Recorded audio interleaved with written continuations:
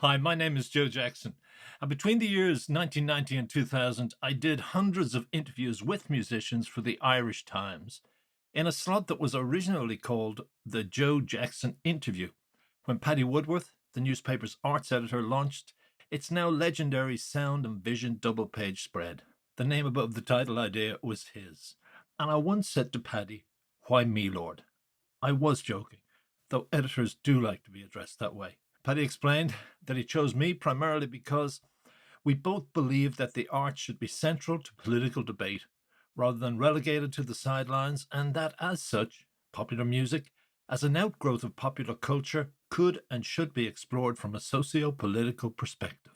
Either way, that slot, which if only because it was a three-quarter page spread in the Irish Times, became much sought after, and it could help sell out a gig. Or so Tony Bennett once told me. And that to me was the added bonus, especially as someone who became an interviewer to meet my music heroes. I now had access to virtually any musician I wanted to interview, including longtime heroes such as Bennett, Ray Charles, and Joni Mitchell. And even if all I got was a phone interview, something I usually rejected because it didn't lend itself to in-depth discussion, I was happy to say, "You bet." What follows is one of my Irish Times interviews.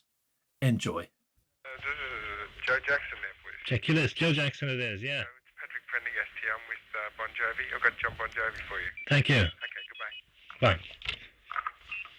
Finally. Hi, Joe. Hello there. How are you? Sound very well, thank you. So we still got our 20 minutes, do we? Even though... Yeah, sure, no problem. Good stuff. You know, Spain and the AT&T system are not good friends yet. Okay, where are you? I'm in Barcelona. Oh, okay. What time of the day is it? 10 after 3. All right, okay. Okay, so I'm working with the Irish Times. You may have seen the newspaper on your visits over here. Sure. And we got this they've just been given this rather large slot every Friday to interview every style of musician. Okay? So it's kind of in an arts section. And one thing I want to get out of the way immediately is that I'm a music critic, but I'm not the enemy. Okay? No, and I'm not bullshitting you. Because I hear a lot of the music. I lived in New York for a while, and I hear a lot of Bruce and even Dion DiMucci, if you remember him. Of course I do. The kind of working class gangs and that we all knew as kids, whether you live in Dublin or not. Right. So I hear echoes of that, and I've no problem with it. Okay. Okay? So the first question is a critical question. Remember you got up some people's noses the last time, the gays comment? Yeah, completely. They're going to want to kick your ass, and some may want to kiss your ass because they may like you.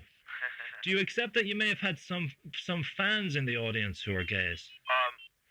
Yeah, I think I cleared this up when I did some press prior to the release of the album. Right. And I'll reinstate it. Okay. I regretted that that the word gay was taken wrong in any which way or, form. Right. I absolutely think that there's absolutely nothing wrong with being gay or lesbian, and that in this world it's hard enough to find love in any way you can find it. Sure. God bless you. Well, that is it in a nutshell. Now let me recap what happened that night. Okay. I wasn't going on stage yet until I had found out the score of the Giants Sure. Rams football game. And just, when you're a football fan, as in Ireland with the Right. soccer and that Yeah, kind yeah. of thing, you just blurt out whatever comes to your mind. Well, I said something that may have sounded like an anti-gay, slander, but I just, instead of saying, some like fuck or something, on stage, I just happened to blurt out these faggots. And, Yeah. nothing sexually was ever meant, or certainly no slander towards anyone who's gay. I have Okay. a lot of friends who are gay, and Right. maybe the last thing I'd want to do is offend Sure. them, because I think, like I said, it's hard enough to find love in this world. So, Well, once and for all, I've cleared that up. Okay. Well, they have a lot of problems here with the law because it's still illegal in Ireland, and they're fighting their own struggles on every level. So maybe they felt we don't need this too. I couldn't agree with them more. Right. I couldn't agree with them more. But what about the question that I interviewed recently an Irish lesbian rocker, and she said a lot of she didn't mention you, but she said a lot of her male gay friends do like metal groups because they're handsome guys, tight jeans and all that. I mean, do you have a problem with that idea? No. That some in the audience might actually be gay fans? No, not at all. Right. And that element in metal music, that it is a lot of boys playing to one another? Again, again, I don't know that necessarily relates to us because I never considered us a metal band, Right. this and that. I mean, and again, as sexual as you want to believe rock and roll can be, to me, it's just, I'm just singing. I don't really think of it from a sexual point of view. Right. But your appeal has been, the appeal of the band for a lot of people, mostly women, I would suggest, has been you're a sexy guy. Well, so be it. Right, right. I would hope that at the end of the day that they gave the music a chance too. But sure. Either way, I mean, I'm not too concerned with All it. right. But you do write, I can see why some guys may get confused. You write some great songs about male bonding. Like Blood on Blood is a great anthem for guys of us who are wearing gangs and remember making these links that maybe fall apart in time. Yeah. Or blame it on the love of rock and roll. Yeah. So, I mean, it's maybe there's a thin line between what they're hearing and what, the rest of us take out of those songs. But how lucky would you feel if you were still in contact with your childhood buddies and right. those bonds went on forever. Right. I often think about those guys that I wrote about in that song and wonder where the fuck they are, In Blood on Blood. In touch with them and yeah. And sing that song when I play it live. And Jesus, that bond. I mean, there's that kind of a bond when in a rock and roll band. Have you lost touch with all those guys? Yeah. Yeah. Right. But what about blaming on the love of rock and roll? It almost suggests that that's how it can be kept alive. Yeah. Within a rock context. Sure. I mean, there was a scenario where Richie and I were trying to capsulize everything that had happened to us, in that first more or less 9 years. And as we sat together, we had a couple good laughs and shouting and crying and all the same in one night and said, Jesus, but it's been a lot of fun, and wrote a tongue-in-cheek song. All right. There's a great bond in any rock and roll band, because a rock and roll band in essence is like a little bit of a gang or brothers or however you want to look at it. Yeah. Because you live together, you're closer together than your own families. But is there any kind of fear of growing up and growing old, which is what you write about? I'm not afraid of growing old. Nah. No, that's one of the tongue-in-cheek elements in the song. Yeah, and I think it's meant just to be just that. Lightweight. Yeah. I did run a comparison between your lyrics and maybe Bruce and Dion, but there's a lot of critics seem to take a stand against you who maybe don't remember this kind of being part of a working class gang or having that bonding. And they I even looked at the new rock and roll book and they said what you do is hard rock hackwork of the most banal sort. How do you feel about that? God bless them. What can I say? I'm not going to defend who we are or what we are, but right.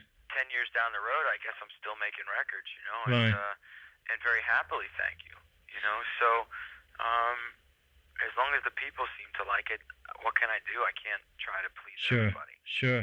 But your lyrics, I mean, I don't hear your lyrics as kind of brain-dead, dickhead lyrics.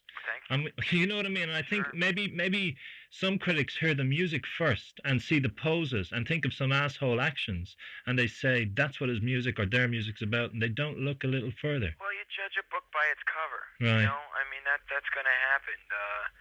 And it's unfortunate because a lot of folks are, you're busy today, Joe. You got 10 other things to do today, so you're going to spend 20 minutes talking to me on the phone. Right. And you don't really know me or anything about me or my guys, Sure. So maybe because you took an extra couple of minutes to look in that dictionary of rock and roll, well, that was kind of you. But on the other hand, there's probably 4 or 5 guys that wouldn't have even done that. And then you just go, oh, yeah, the guy with the haircut. Yeah. And you go, well. Well, I also know the music. That's cool. You know what I mean? I truly appreciate that. Right. You're always going to get a guy that judges a book by its cover. Sure. Okay, well, the way you've written about things like pollution in the Hudson River, very poetic lyrics in Beds of Roses. I mean, do you feel that you're locked in by a particular image? And Dry Country is kind of another epic kind of scope. Yeah. I don't think that we're locked into anything. No. I mean, if anything, I'll tell you what I did on this record was took a lot of chances. It was a big gamble to change everything from, right from the top down, from management to producers to video makers to every fucking thing, to image to sound to lyrics to you name it. I took some chances because one thing I wouldn't do was go out there and rhyme moon, June, and spoon, Okay. and try to capitalize on recent fads or even our own. Jesus, that would kill me. What? Capitalize on on what you'd already done. Yeah. Yeah. Just You know, repeat just yourself. for the sake of success, fuck that. Right. I mean, Right. to me, when I come to Dublin, I think of Van Morrison, or I think of Elvis Costello, and I think of the brilliant songwriting. Sure. You know, and that's where I'm at. You know, I know you also dig Bono. to death. Yeah, I think he's fucking brilliant. I've seen though one review that says there's echoes of Achtung Baby and the Zoo TV tour and songs like Fear, and that Save a Prayer has echoes of you too. Is that conscious or just something that happened? I think it's more something that happened. That was a brilliant album. I mean, that was my favorite album of that year. Right. And I respect the hell out of that band. I think they're great. Why? What you love though about it? What is it? The darkness, the lyrics, the music. It's the band. Quote, Right. It's the whole thing. You know. Right. I mean, Right. I think that the guy's a great singer, and I think that they're great songwriters. Right, I saw Elvis on your T-shirt, and I saw a picture of you there in Nashville Studio B, where he did Heartbreak Hotel. Right. Is he a hero? Yeah. Yeah. Yeah. I mean, Elvis stands for a lot of the bad things that rock and roll, Oh, right. too. But he certainly was the best. He's a fucking brilliant singer. He epitomized what the dangers of rock and roll were, Sure. in uncharted waters. Right, by dying at that age. Yeah, it's a shame. It killed him. Sure. But he certainly was, the best there was. Did you learn from that? Is there any chance you're going to die zonked out in drugs at 42? No, I doubt it. I pass out before I get that crazy, but I doubt it. But did you learn though from his? Because I've talked to Dion about that, and Dion said he woke up seeing other people go, but that part of it. I mean, for Dion, he was 14 in the Bronx, and he got hooked. Yeah. And a lot of his buddies that he didn't lose touch, he lost touch with because they died Yeah. at 15. Yeah. So he said a lot of other people I've talked to did wake up when Elvis went that way. I saw some of my friends die too, and Right. I never got that deep. I never saw the sense in putting a needle in my arm, and I never saw the sense in just drinking myself silly every night. Right. Right. It just I got over it. So have you got a handle on those things now? Well, I mean, Yeah. I was out till 7 this morning. When in Spain doing Spanish do. But it's certainly I'm fucking sitting here with this pot of coffee right now. Right. Right. But Well, we do have this image, though, of you. I saw, after you did the music for Young Guns 2, you kept making the analogy of a cowboy riding into town. Yeah. That whole thing. Yeah. I mean, is that a pose? not opposed. It's funny though. Again, tonight you get to go home and sit at your kitchen table and eat dinner and hopefully see your wife and Right. watch TV and get in your own bed and go to sleep. Right. I don't know where the fuck I am. Right. I'm in some place today and I'm going somewhere else tomorrow, and it's just another room number, and people ask me where I am and I really have to think about it. Sure. Sure. And I told myself, on this tour, when it gets to the point where I don't know where I am anymore, pull the plug. Right. Go Right. home Right. for a week or two and then come back out. And now, as I'm sensing that, I've just scheduled a whole bunch of breaks. Sure. Because, Sure. It can do you in. Yeah. I tell you, if it's not fun, then what's the fucking use? But is it all about, though, kind of ripping off your record company, as you said, getting all the pussy you want and making all the money? Is that really what it's all about? It has nothing to do with that whatsoever. That's why I asked you, is that part of the pose or the game? No, it has nothing to do with that. What I meant by the loneliness of it, Right. the being scared. It's not the romantic part of it. No, it certainly isn't romantic like the pose part. Well, that's what a lot of our readers, your fans, would think, that you're in heaven. You know what I mean? They believe the rock and roll. I'm not complaining about my job, mind Right, you. right. I love what I do, or I wouldn't do it. But the only part of the day that's worth a shit is when I'm on stage singing. Yeah, that's the biggest high. That's the only high. The Is it- rest of it sucks. You drink to kill the boredom. But is it higher than love of a woman, a love for a woman? I don't think that it could be compared. I don't think that it can be compared with the word love, but Right. sometimes it's better than sex. Well, sex, yeah, yeah. Well, a lot of people say it's a better high than sex when you're really buzzing on the center of a crowd and they love you and they love your work. When you write a song and you finish a song that you know is a great song, that's better than sex. It can be. So what's the purest moment for you? Writing a song. Yeah? Yeah. Even more so than connecting with a great crowd? Yeah. Right. Finishing it and performing it first time, or just finishing it? Finishing it. Right. Playing it back just with an acoustic to yourself, however you want to do it, you know. With yourself being the judge rather than the buddies? They're always critical as all hell. Right. But Right. to myself first and foremost, and then, you know, to anyone and everyone else, if it's my wife or the band or the Bob Rock or Right. whomever. To me, that's always just the greatest feeling in the world. How long are you married?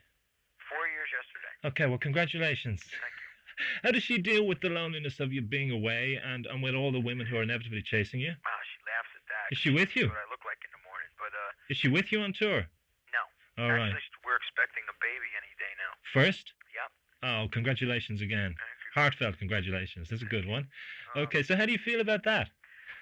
You know, it's you just got to shrug it off. I mean, one great thing that we're allowed at this point in our careers is the opportunity to bring friends or family whenever, wherever, Right.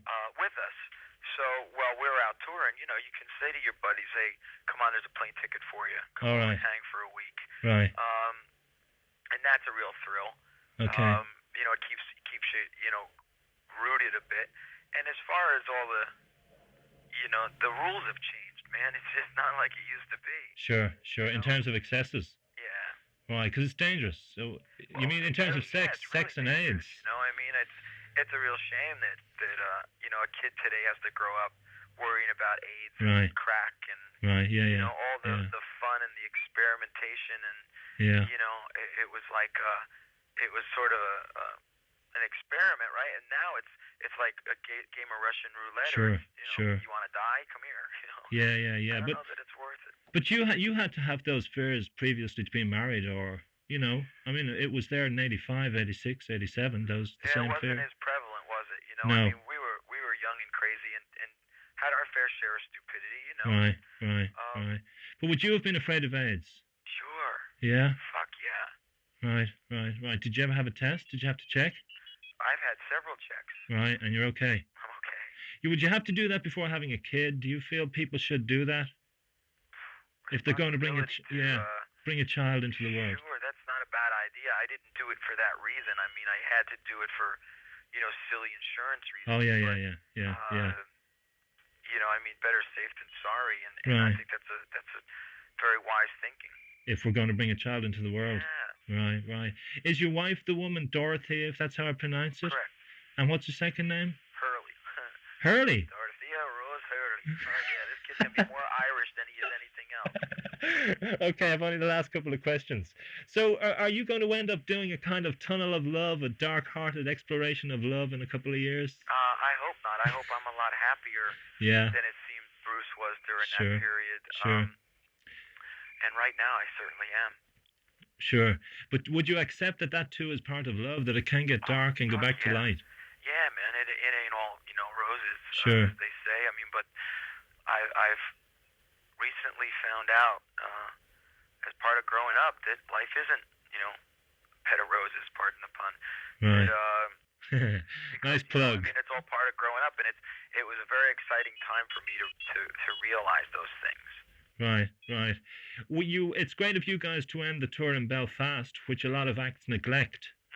Why'd you choose that? We were there on the last tour and had a good time, so, you know, we realized that there were some fans up there and that we should go back. Right, right. So it's no political reason. You're not No. making any kind of statement on that level. Okay, so the one great lyric on the album is "Got my vaccination from a phonograph needle." I really like it. But do any of the fans ask you what is a phonograph needle? Oh, God forbid, you know. No, they haven't, but I sure do miss vinyl. Right, yeah, because the CD generation, I just thought of that. I mean, I remember phonograph needles, and that's where we all got our hook originally. Betcha. Right.